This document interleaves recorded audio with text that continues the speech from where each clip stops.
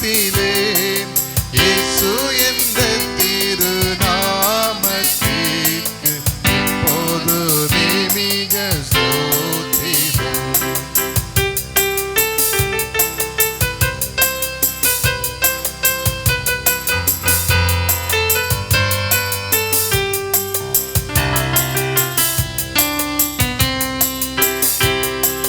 பாவத்திலே மாளும் பாவியை மீட்க பாரினில் வந்தமை நாமமது. கரங்களை தட்டி பாவியை மீட்க பாரினில் வந்தமை நாமமது. பரலோகத்தில் சேர்க்கும் நாமமது. பரலோகத்தில் சேர்க்கும் நாமமது. இயேசு என்ற திருநாமத்திற்கு எப்போதுமே மிக ஸ்தோத்திரம். இயேசு என்ற திருநாமத்திற்கு எப்போதுமே மிக ஸ்தோத்திரம்.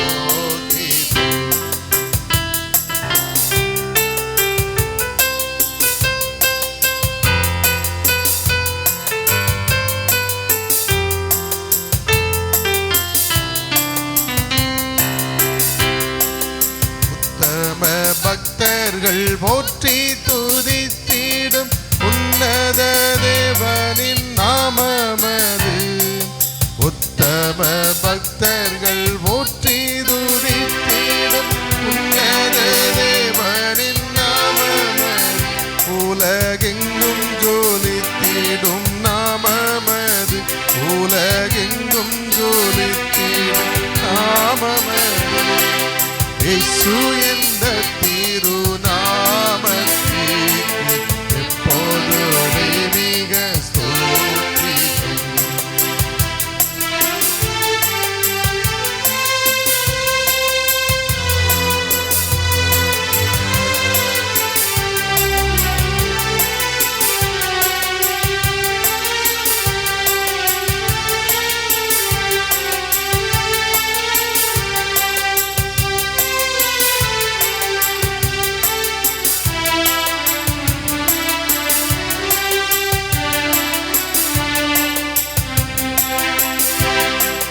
சஞ்சலம் வருத்தம் சோதனை நேரத்தில் தாங்கி நடத்திடும் நாமமது.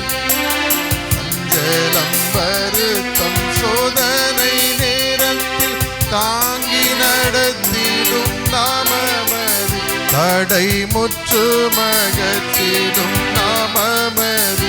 தடை முற்றுமகற்றிடும் நாமமது.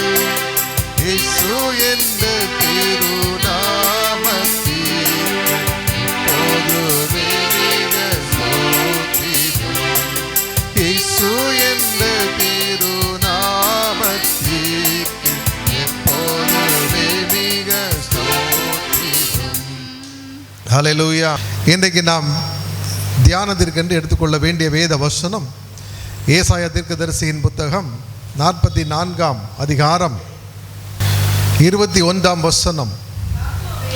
யாக்கோபே, இஸ்ரவேலே, இவைகளை நினை, நீ என் தாசன், நான் உன்னை உருவாக்கினேன், நீ என் தாசன், இஸ்ரவேலே, நீ என்னால் மறக்கப்படுவதில்லை என்று கர்த்தர் சொல்லுகிறார். கரங்களை தட்டி கர்த்தரை துதிக்கலாமா? இவ்வளவுதான் தட்டுவீங்களா? நல்ல கையை தட்டு. நல்ல உள்ள கையில் தட்டினீங்கன்னா உங்களுக்கு ஆயுசு கெட்டி. ஓகே. ஆண்டவருக்கு மகிமையை செலுத்தும் போது நல்ல முழு பலத்தோடு செலுத்தணும். சரியா? அப்போது நீங்கள் உள்ளங்கையில் தட்டும்போது இந்த நரம்பு முடிச்செல்லாம் இங்கே தான் இருக்குது. தட்ட தட்ட சுகர் ப்ரெஷர்லாம் சரியாயிடும். சரியா? ஆமாம். நல்ல ஞாபக மறதி நோயெல்லாம் சரியாயிடும். எத்தனை பேருக்கு ஞாபக மறதி நோய் இருக்குது? இருக்குது. நல்ல கையை தட்டி பாட்டு பாடுங்க, சரியாக போயிடும். சரியா? ஆண்டவருடைய நாமம் மகிமைப்படும். அதோடு கூட இயற்கையாகவே ஆண்டவர் நமக்கு சுகத்தை கட்டளையிடுவார். ஆமென். அதோடு கூட நீங்கள் கையை தட்டி பாட்டு பாடும்போது பிசாசு ஓடிடுவான். கையை தட்டி ஏசப்பாவை மகிமைப்படுத்தினீங்கன்னா அந்த இடத்துல பிசாசு ஒரு நாளும் நிற்கவே மாட்டான். சரியா? உங்கள் வீட்டுக்குள்ளே ஒரே போராட்டமாக இருக்குது, காரணமே இல்லாமல் சண்டை வருது அப்படின்னா நீங்கள் என்ன செய்யணும்? ஒரு பாட்டு புக்கை எடுத்துகிட்டு போய் உங்கள் ஜெப இடத்துல அல்லது ஜெப அறையில் போய் என்ன செய்யணும்? கையை தட்டி பாட்டு பாடிடணும். சண்டைக்கார பிசாசு எங்கே ஓடிடுவான்? வந்த இடத்துக்கே ஓடிடுவான், பாதாளத்துக்கே. என்ன ஒரு மாதிரி பார்க்குறீங்க? ஓடுவானா வருவானா? ஓடிடுவான். அல்லேலூயா. யார் வீட்டிலலாம் சண்டை வருதோ, காரணமே இல்லாமல் தகராறு வருதோ, நீங்கள் என்ன செய்யணும்? நல்ல கையை தட்டி ஏசப்பாவை மகிமைப்படுத்தி பாடணும். அல்லேலூயா. நல்ல சத்தத்தை உயர்த்தி அல்லேலூயா. சரி, இன்னைக்கு இந்த வசனத்தில் நம்ம என்ன பார்க்கிறோம்?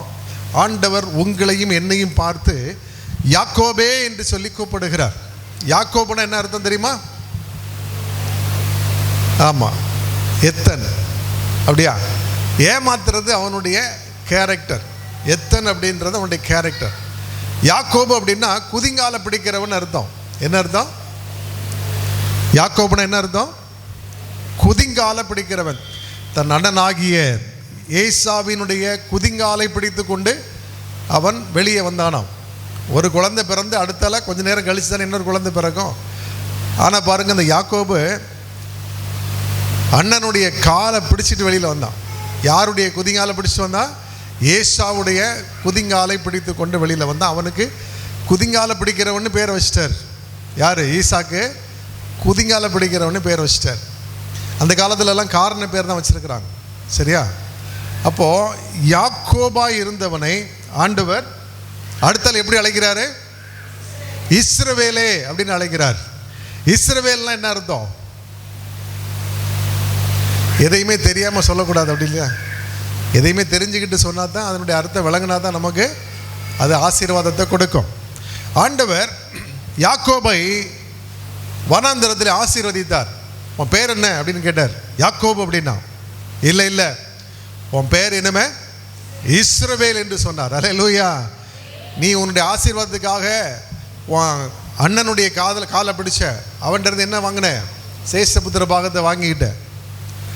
உன் தகப்பனுடைய காலை பிடித்தாய், தகப்பனுடைய வாயின் வார்த்தைகளை பெற்றுக்கொண்டாய். லாபானுடைய ஆசீர்வாதங்களை வாங்கும்படி அவனுடைய கால்களுக்கு நீ சேவை செய்தாய்.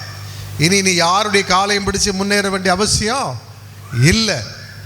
இந்த நாளில் இருந்து உன்னுடைய பேர் என்னது? இஸ்ரவேல். இஸ்ரவேல் அர்த்தம்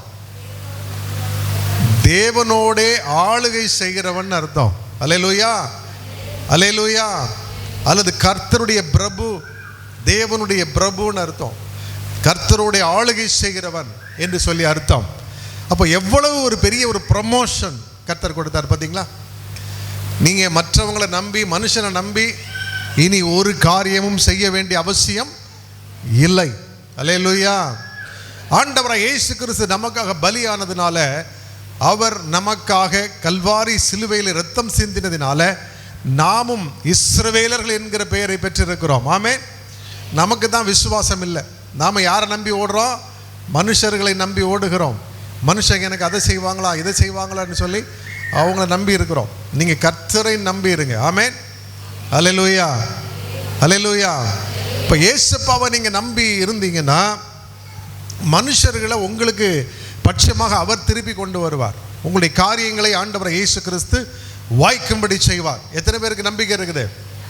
இங்கே ஒரு சகோதரி இருக்கிறீங்க, அந்த மனுஷனை பார்த்தா உங்களுக்கு காரியம் ஆகும்னு நினைக்கிறீங்க. ஆனால் ஆண்டவர் சொல்கிறாரு, நீ என்னுடைய பாதத்தில் வந்து காத்திரு, அந்த அரசியல்வாதியை நான் என்ன செய்வேன்? உன் பட்சத்தில் திருப்புவேன். அல்லேலூயா. மனுஷர் கண்களை தயவு ஆண்டவர் என்ன செய்வாராம்? கட்டளையிடுவாராம். அல்லேலூயா. தேவ கிருபையை தருவார், அதோடு கூட மனுஷர் கண்கள்லையும் தயவை கட்டளையிடுவார். ஆமென். அல்லேலூயா. அப்போ நீங்கள் நினச்சிருக்கிற அந்த காரியம், உங்கள் வேலை விஷயமா நீங்கள் அந்த மனுஷனை பிடிச்சி இன்னொரு பெரிய ஒரு ஆள், ஒரு அந்த வேலையை கொடுக்கிறவர், அந்த சேங்ஷன் ஆர்டர் கொடுக்கிறவரை நீங்கள் பிடிக்கணும். அவங்கக்கிட்ட இவர் பேசணும், உங்கள் சார்பாக பேசி உங்களுக்கு ஆதரவாக இருக்கணும், உங்களுக்கு ஆசீர்வாதமான வேலை வாய்ப்புகள் கிடைக்கணும், அதனால் போஷிப்பு வரணும் அப்படின்னு சொல்லி நீங்கள் நினைக்கிறீங்க. ஆனால் ஆண்டவர் உங்களுக்கு முன்பாக சென்று கோணலான வழிகளை எல்லாம் என்ன செய்கிறார்? செவ்வையாக்குகிறார். கரங்களை தட்டி அப்பாவை மகிமைப்படுத்துங்க பார்க்கலாம். இந்த வார்த்தைகளை ஆண்டவர் உங்களுக்கு ஏன் சொல்றாருன்னா, நீங்க ஏற்கனவே இஸ்ரவேலாக இருக்கிறீங்க. ஆமென். ஆண்டவர் யாக்கோபு என்கிற பெயரை ஏன் மாற்றி வைக்கணும்? தகப்பன் வச்ச பேர் தானே. ஏன் இஸ்ரவேல் என்று சொல்லி மாற்றி வைக்கணும் அப்படின்னா அதற்கு ஒரு காரணம் இருக்கிறது. ஆண்டவர் சொல்லுகிறாரு, அடுத்த வசனத்தில் சொல்ற அடுத்த வார்த்தை என்ன சொல்றாரு? இஸ்ரவேலை நீ இவைகளை நினை.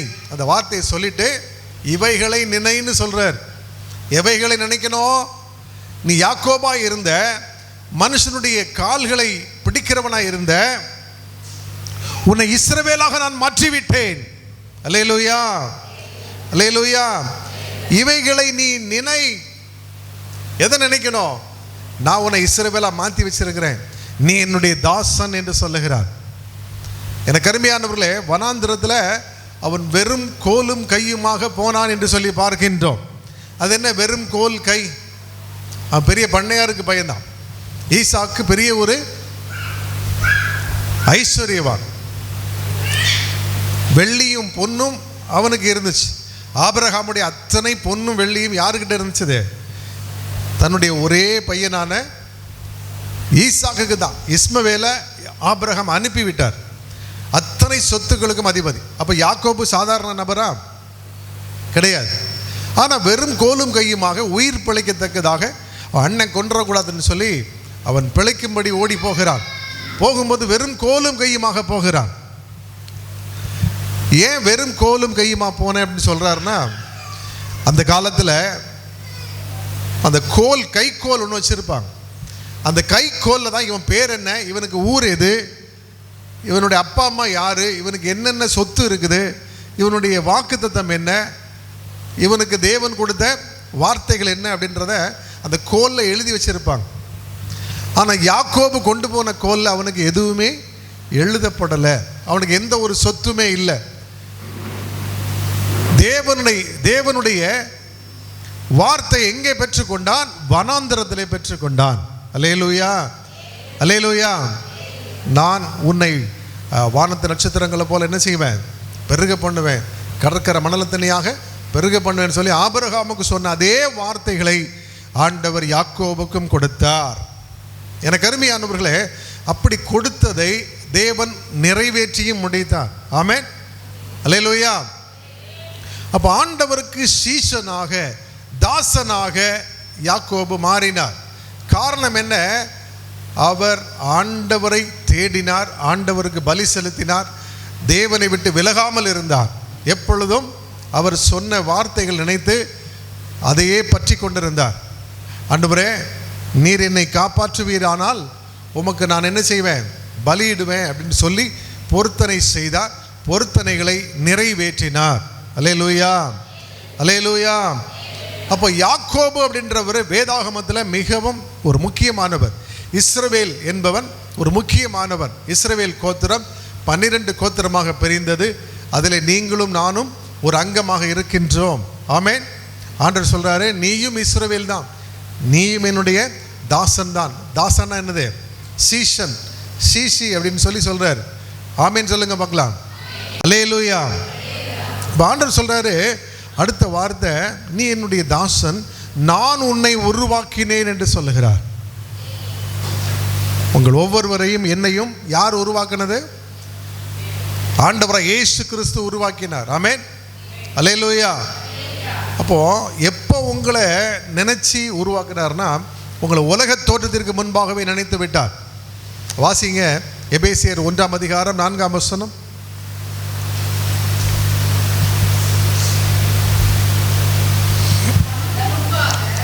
தமக்கு முன்பாக நாம் அன்பில் பரிசுத்தம் உள்ளவர்களும் குற்றம் இல்லாதவர்களுமாய் இருப்பதற்கு அவர் உலக தோற்றத்திற்கு முன்னே கிறிஸ்துவுக்குள் நம்மை தெரிந்து கொண்டபடியே போதும். எப்போ தெரிந்து கொண்டாரா? உலகத்தை படைக்கிறதுக்கு முன்னாலேயே உங்களையும் என்னையும் ஆண்டவர் இயேசு கிறிஸ்து தெரிந்து கொண்டார். பக்கத்தில் கையை பிடிச்சு சொல்லுங்க, உலகம் தோன்றதுக்கு முன்னாடியே ஏசப்பா உங்களை முன் குறித்து விட்டார். அப்படித்தானே வேதம் சொல்லுது. எதுக்காக முன் குறிச்சார் தெரியுமா? நீங்கள் அன்பில் பரிசுத்தம் உள்ளவங்களாக இருக்கணும். இப்போ பக்கத்தில் யாராவது கையை பிடிக்காமல் இருந்தீங்கன்னா, வார்த்தை சொல்லாமல் இருந்தீங்கன்னா உங்கள்கிட்ட அன்பே இல்லை. பக்கத்தில் உள்ளவங்களை நீங்கள் என்ன செய்யலை, மதிக்கவே கிடையாது. அப்படிதானே அர்த்தம். இப்போ சொல்லுங்கள், உலக தோட்டத்துக்கு முன்னாடியே, பக்கத்தில் கையை பிடிச்சி சொல்லுங்கள், உலக தோட்டத்துக்கு முன்னாடியே ஏசப்பா உங்களை பரிசுத்தத்திற்காக முன் குறிச்சிட்டாரு. சரி, கையை விட்டுருங்க. எனக்கு அருமையான தேவனுடைய ஜனமே, நீங்கள் இந்த கூட்டத்துக்கு வந்ததற்கு ஒரு காரணம் இருக்கும், சரியா? ஒரு சிலர் நான் போய் இந்த கூட்டத்தில் உட்கார்ந்தாச்சுன்னா வீட்டில் சும்மா இருக்கிறதுக்கு இங்கே உட்கார்ந்தா கொஞ்சம் நேரத்தை போக்கலாம் அப்படின்னு வந்திருக்கீங்களா? யாராவது அப்படி வந்திருக்கிறீங்களா? வரல. இந்த கூட்டத்துக்கு போனால் எனக்கு என்ன கிடைக்கும்? கோடி கோடியாக பணம் கிடைக்கும் அப்படின்னு நினச்சி வந்தீங்களா? வேற எனக்கு சோகம் கிடைச்சா போதும் வாங்கிட்டு ஓடிடுவேன்னு யாராவது வந்தீங்களா? என்ன அதே மாதிரி இந்த கூட்டத்தில் வந்தால் என் குடும்பம் ரொம்ப ஆசீர்வாதமாக இருக்கும் அப்படின்னு யாராவது வந்தீங்களா? வந்தீங்களா? என்ன ஒன்று இப்படி ஆட்டுங்க, இல்லை இப்படி ஆட்டுங்க. சும்மா உட்காந்துருந்தா மௌனம் சம்மதத்துக்கு அறிகுறியா? ஏதோ ஒரு காரணத்துக்காண்டி வந்திருக்கிறீங்க, அப்படிதானா? சரிதானா? சரி. ஆனால் நான் சொல்கிறேன், தேவன் முன் குறிக்காமல் நீங்கள் இந்த இடத்துக்கு வரல. ஆமென். நாங்கள் ஒவ்வொரு நாள் காலையிலையும் ஜெபிக்கும் போது இப்படி தான் சொல்லி ஜெபம் பண்ணுவோம். ஆண்டவரே, உங்களுக்கு சித்தமான ஜனங்களை நீங்கள் என்ன செய்யுங்க, அழைச்சிட்டு வாங்க. நிறைய பேர் வருவோன்னு ஃபோன் போட்டு சொன்னாங்க. ஆனால் ஒருத்தருமே வரல. ஆனால் யாரெல்லாம் வரமாட்டாங்கன்னு நாங்கள் நினச்சோமோ அத்தனை பேர் வந்திருக்கிறீங்க. ஹல்லேலூயா. அப்போது அவங்க முயற்சி பண்ணாலும் வருவோன்னு சொன்னாலும் வர முடியல. ஆனால் தேவன் தம்முடைய சித்தத்தின்படி உங்களை கொண்டு வந்ததற்கு ஒரு நோக்கம் இருக்கிறது. ஆமென். எதுக்கு தெரியுமா? ஆண்டவர் சொன்னார், இந்த சுவிசேஷத்தை கேட்டதுனால நீங்கள் இப்போ சுத்தமாக இருக்கிறீங்கன்னு சொன்னார். ஹல்லேலூயா. ஆண்டவர் உங்களை சுத்தமாக்க அழைத்து வந்திருக்கிறார். இதற்காகத்தான் முன் குறிச்சிருக்கிறார். ஆமென்.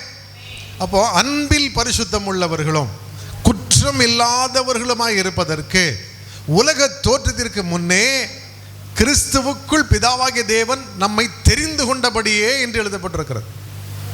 இப்போ தேவ சமூகத்தில் நீங்கள் பரிசுத்தமாக்கப்பட்டவர்களாக மாறும் பொழுது என்ன அக்கா, காடு வெட்டி அக்கா கவலையோடு இருக்கிறீங்களா? என்னத்தை சொல்ல பிரதர், வீட்டுக்காரர் வரமாட்டேங்கிறார் அப்படின்றீங்களா? ஆனால் அக்கா நம்ம கூட்டம் ஆரம்பித்த நாள்லேருந்து இந்த மீட்டிங்கை தவறவே விட மாட்டான். அப்படிதானே? எங்கே நடத்தினோம்? முதல்ல காதுகளாதர் பள்ளியில் நடத்தினோம். அங்கே வர ஆரம்பித்தவங்க இத்தனை வருஷமாக, கிட்டத்தட்ட ஒரு 15 வருஷமாக வந்துட்டுருக்குறீங்க. என்னக்கா, 2008 வந்துட்டுருக்குறாங்க. 2008 நான் ரட்சிக்கப்பட்டது 2005 தான். இப்போ அதிலிருந்தே நீங்கள் வந்துட்டுருக்குறீங்க. Very good. அவங்க ஊரில் ஆண்டவர் ஒரு பெரிய அற்புதம் செஞ்சார். ஜெபராஜ் அப்படின்ற ஒரு பையன், அவனுக்கு பைத்தியம் பிடிச்சிருந்துச்சு. அவன் என்ன பண்ணுவான்னா, ஏதாவது ஒரு கோயிலில் போய் சூலாயத்தை தூக்கிட்டு உடம்பெல்லாம் மஞ்சளையும் வேப்பலையும் அரைச்சி பூசிக்கிட்டு காலை தூக்கிட்டு கோயிலுக்கு மேல் நிற்பான். ஜெபராஜ் ஞானஸ்தானம் பெற்ற ஒரு சிஎஸ்ஐ. போல்லையும் ஏறிடுவானோ, போல்லையும் ஏறிடுவான் பாருங்க. பயந்து ஓடி அவனை பிடிக்க போனாலும் பிடிக்க முடியாது. எல்லாரும் அவனை பார்த்து பைத்தியம்னாங்க. அவனுக்கு கல்யாணமாகி ஒரு பிள்ளை வேற இருந்துச்சு. ஆமாம், 2 பிள்ளை. ஆமாம், பாருங்க. அப்படி இருந்த நிலைமையில் அவனை தான் முதல் என்னுடைய டிவி நிகழ்ச்சியை பார்த்துட்டு அவங்க அம்மா ஜெபம் பண்ண கூட்டிகிட்டு வந்தாங்க. அப்படி கூட்டிகிட்டு வரும்போது என்னுடைய வீடு ரகுமத் நகரில் மாடியில் வச்சு ஜெபம் பண்ணுவோம். கிட்டத்தட்ட 4 மணி நேரம் 5 மணி நேரம் அவனுக்காண்டி ஜெபம் பண்ணுவோம். இப்படி பல தடவை அழைத்துட்டு ஜெபம் பண்ணுவோம். அவன் என்ன பண்ணுவான்னா, ஏன் வீட்டுக்குள்ளே வச்சு அவனுக்கு ஜெபம் பண்ண, கூட்டத்தில் ஜெபம் பண்ணலன்னா, அவன் மேலே கையை வச்சா முட்டி தள்ளிக்கிட்டே வருவான். அந்த அறையில் என்னை தள்ளிக்கிட்டே போய் சுற்றி வருவான். ஆர்ப்பாட்டம் பண்ணுவான். அவனுக்கு ஜெபம் பண்ணுறதுக்குள்ளே போதும்னு ஆகிடும். ஆனால் நான் கொஞ்சம் அவனை விட ஸ்ட்ராங்காக இருந்ததுனால அவனை என்ன செய்வேன், ஸ்ட்ராங்காக பிடிச்சி அவனை வலுக்கட்டாயமாக அப்படியே தலையில் கையை வச்சு ஜெபம் பண்ண ஒரு நாள் அந்த பிசாசு விலகியது. பயங்கரமான பிசாசுன்னு சொன்னாங்க. அலறிட்டு ஓடிட்டு. அல்லேலூயா. எது வரைக்கும் முட்டி தள்ளிட்டு வந்தான் தெரியுமா? தேவனுடைய நேரம், அவருடைய வேலை வருகிற வரையிலும் அவன் விடுவிக்கப்படவில்லை. அவருடைய குடும்பத்தாரெலாம் வந்து நின்று கதறி ஜெபிப்பாங்க. எல்லாரும் முழங்கால் போட்டு ஜெபம் பண்ணுவாங்க. அவருடைய மனைவி, அவங்க அம்மா, அவங்க அப்பா எல்லாரும் வந்து ஜெபம் பண்ணுவாங்க. அப்படி அர்ப்பணித்த நேரத்தில் அவனுக்கு ஒரு விடுதலை வந்தது. அவன் அபிஷேகத்தை பெற்றுக்கொண்டான். இன்றைக்கி நல்லா இருக்கிறான். ஆனால் நம்ம கூட்டத்தை மட்டும் மறந்துட்டான். அந்த குடும்பமே மறந்துடுச்சு. பரவாயில்ல, எங்கேயாவது ஒரு இடத்துல ஆலயத்துக்கு போயிட்டு இருக்கிறாங்க. அது நமக்கு போதும். ஆமே. ஆண்டவரை விட்டு விலகாமல் இருந்தால் போதும். அல்லேலூயா, அல்லேலூயா. அப்போ அவங்க சொல்லி தான் அக்கா வந்தாங்க. ஆமாம். அதே மாதிரி அக்கா சொல்லி நிறைய பேருக்கு விடுதலை கிடச்சிருக்குது. அவங்களும் தொடர்ந்து ஆண்டவருக்குள்ளாக நிலைச்சிருக்கிறாங்க. இன்னும் கர்த்தர் அவர்களை ஆசீர்வதிப்பார். ஆமென். இப்போ தேவன் நம்மை முன்குறித்தபடியே என்று சொல்லப்பட்டிருக்கிறது. அக்கா அழகான ஒரு சாட்சி சொன்னாங்க. ஆணிகுளம்னு சொல்லி பரப்பாடி பக்கத்தில் ஒரு கிராமம். அந்த ஊரில் அண்ணன் குறி சொல்லுவார், அக்காவும் குறி சொல்லுவாங்க இல்லையா, சாமி ஆடுவாங்க அந்த கிராமத்தில். அப்போ அவங்க ஒரு இம்பார்ட்டண்ட் விஐபி. ஒரு கொடை விழான்னு வந்துருச்சுன்னா அவங்க பேச்சை கேட்கறதுக்கு 1000 பேர் இருப்பாங்க. சரிதானா? அப்படிப்பட்ட ஒரு சாமியாடி குடும்பம், குறி சொல்கிற குடும்பம். இன்றைக்கி என்ன தெரியுமா சொல்கிறாங்க? நான் பரலோகத்தை பார்த்தேன், ஒரு கழுதையை பார்த்தேன். பரலோகத்துக்கு முன்னாடி நிற்கிறேன். கழுதை எதுக்கு பயன்படும் தெரியுமா? அவங்களுக்கு சொல்ல தெரியல, நான் எக்ஸ்பிளைன் பண்ணுறேன். கழுதை எதற்கெல்லாம் பயன்படும் தெரியுமா? பொதி சுமக்க. ஏசப்பாவை ஒரு கழுதை சுமந்துட்டு போச்சு, பவனியாக போனார். சரிதானா? அப்போது ஏசப்பாவை சுமக்கிற ஒரு கழுதை அப்படின்னு என்ன அர்த்தம்? ஏசப்பாவுக்கு ஊழியம் செய்கிற, ஏசப்பாவுக்கு பயன்படுகிற ஒரு கழுதை போல ஆண்டவர் சகோதரியை தேவனுடைய வார்த்தையை குறித்த ஒரு பாரத்தை கொடுத்து இன்றைக்கி அந்த ஊரில் அவங்க வீட்டுக்குள்ளே வச்சு ஜெபம் நடத்துறதுக்கு அவங்க இடம் கொடுத்துருக்குறாங்க. அந்த ஊரில் இவங்க மட்டும்தான் கிறிஸ்டியன். நான் சொல்கிறேன், இவங்களை வச்சு அந்த கிராமமே ரட்சிக்கப்பட போகுது. எத்தனை பேருக்கு விசுவாசம் இருக்குது? நல்ல கரங்களை தட்டி கத்திர துதிங்க பார்க்கலாம். அல்லேலூயா, அல்லேலூயா. பாருங்க, போன மாதம் வரைக்கும் இவங்களுக்குள்ள இருந்த அந்த ஆவிகளெல்லாம் வெளியில் வந்த பின்னாடி கையை பிடிச்சி என்ன சொல்லுமா? நீ வந்து எனக்கு பாயாசம் வையின்னு சொல்லுமா. என்ன வை? நீ என் கோயிலுக்கு வா, பாயாசம் கொடுன்னு சொல்லி அழைச்சிருக்கு. ஆனால் அக்கா அப்படி கட்டாயமாக மறுதளிச்சிட்டாங்க. நான் ஏசப்பாவை தான் என்ன செய்வேன்? தேடுவேன். ஏசப்பாவுக்கு பின்னாடி தான் நான் போவேன், அவரை தான் நான் ஆராதிப்பேன்னு சொல்லி அங்கே சொன்னதுனால இன்னைக்கு கர்த்தருடைய ஆவியானவர் மகளுக்குள்ளே வந்திருக்கிறார். எத்தனை பேர் விசுவாசிக்கிறீங்க? அல்லேலூயா. அவங்க வீட்டில் அன்றைக்கி ஜெபம் பண்ணும்போது நல்ல பிரசன்னத்தை உணர்ந்தாங்க, நல்ல அபிஷேகத்தை பெற்றுக்கொண்டாங்க. இப்போ நல்ல விடுதலையாக இருக்கிறீங்களாக்கா? அல்லேலூயா. எனக்கு அருமையான தேவனுடைய ஜனமே, அப்போது ஒரு காலத்தில் நாம் மனுஷர்களை பிடிக்கிறதா இருந்தோம், உலகத்தின் ஜனங்களாக இருந்தோம், உலகத்தின்படி நடந்தோம். ஆனால் இன்றைக்கு அப்படி அல்ல. நீங்கள் இயேசு கிறிஸ்துவினுடைய பிள்ளை. ஆமென். அவன் குடும்பமாக ஞானஸ்நானம் எடுக்கிறதுக்கு தயாராகிட்டாங்க. சரியா? ஆமாம். கரங்களை தட்டி கத்திர துதிப்போமா? அப்போது அற்புதங்கள்லேயே பெரிய அற்புதம் என்ன தெரியுமா? மனம் திரும்புதல் தான். ஒரு பாவத்தில் கிடக்கிறவங்க, சாபத்தில் கிடக்கிறவங்க மனம் திரும்புகிறதை போல ஒரு பெரிய அற்புதம் வேறு ஒன்றுமே கிடையாது. பிழைச்சி எழும்புனா 4 நாள் நாரின லாசரு பிழைத்து எழும்பினா மறுபடியும் மறித்து தான் போனான் இல்லையா? அப்படிதானா? அற்புதங்கள் மறையலாம், தீர்க்க தரிசனங்கள் மறையலாம். அற்புதங்களை பெற்றவர்கள் மறைந்து போனால் அவர்களோடு கூட அந்த அற்புதங்களும் மறைந்து போகிறது. சரிதானா? ஆண்டவரே சொன்னார், தீர்க்க தரிசனங்கள் ஆனாலும் ஒளிந்து போகும், ஆனால் என் வார்த்தைகளோ ஒளிந்து போவதே இல்லை என்று சொன்னார். கரங்களை தட்டி ஆண்டவரை இயேசு கிறிஸ்துவை மகிமைப்படுத்தலாமா? அப்பா, தேவனுடைய வார்த்தை சொல்லுகிறது, நான் உன்னை உருவாக்கினேன், நீ என் தாசன், இஸ்ரவேலே நீ என்னால் மறக்கப்படுவதில்லை என்று சொல்லுகிறார்.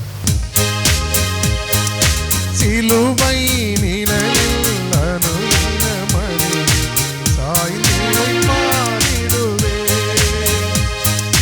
பாவ பார சுமையதால் சோர்ந்து தளர்ந்த என் ஜீவியமே,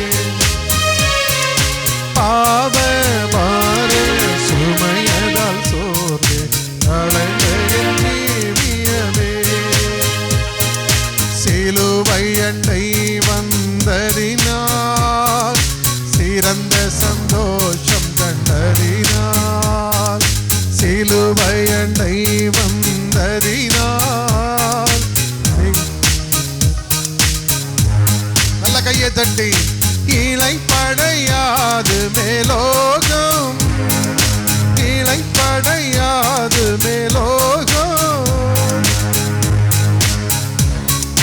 தேகம் சிலுவை நிழலில் அனுதினமடியான் சாய்ந்திளை பாரிடுவே. சிலுவை நிழலில் அனுதினமடியான் சாய்ந்திளை பாரிடுவேன். அல்லேலூயா. இப்போ ஏசப்பா நம்முடைய அக்கிரமங்களை குற்றங்களை எண்ணாது இருக்கிறாராம். ஆமென். அல்லேலூயா. அப்போ நம்முடைய வாழ்க்கையிலே நாம் செய்கின்ற பாவங்களை அக்கிரமங்களை அறிக்கையிட்டு விட்டு விட்டால் இரக்கம் பெறுவோம். சரிதானா? பாவத்தை மறுபடியும் என்ன செய்யக்கூடாது? செய்யக்கூடாது. குற்றத்தை மறுபடியும் செய்யக்கூடாது, மீறக்கூடாது. சரியா? அக்கிரமத்தை அக்கிரம செய்கைகளை விட்டுவிட வேண்டும். சரியா? எதெல்லாம் நீங்கள் செய்யும்போது உங்கள் உள்ளத்தில் மனசாட்சியில் குத்தப்படுகிறீர்களோ அதெல்லாம் தேவனுக்கு விரோதமான பகை, அது நடுச்சுவராக மாறும். இதை உடைச்சி போடுறது கல்வாரின் ரத்தம் மட்டும்தான்.